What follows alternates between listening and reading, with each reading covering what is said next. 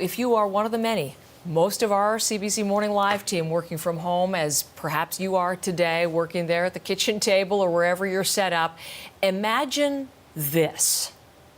Taking your setup and moving it to a tropical paradise for the fall and winter.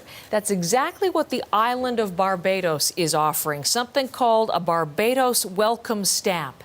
Susan Prince, move your work setup maybe to a beautiful paradise in Barbados. Tell me more about it's really a campaign that they're trying to entice Canadians.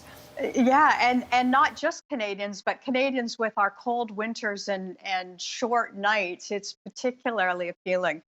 So what they're doing is they're encouraging people to work from home, and they're highlighting a bunch of things that make Barbados attractive. First of all, they've got great internet. That's important. You know, we look at, I'm connected to you through the internet today in order to have this conversation. So internet is important. They've had a low COVID incidence. They've had 106 cases and 7 deaths in the time of COVID.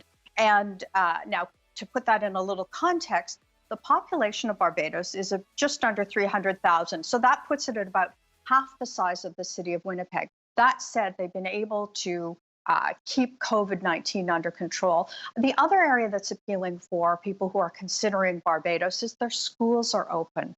So if you are working from home and you're concerned about what you're going to do in September, one of the things that Barbados is saying is appealing is the schools are open. Now, the application process is pretty straightforward. It's done all online, and once you apply, you can expect to get a response in about 72 hours. The fees are $2,000 US for individuals, $3,000 for families. And the thing about this welcome stamp is it allows you multiple entries into Barbados. So you might stay there for a couple of months and then go home and then come back. Now, the Canadian government has some reservations about travel in general, and they still have a travel advisory advising against any travel except for non-essential travel. The concern here is you might get stranded in Barbados.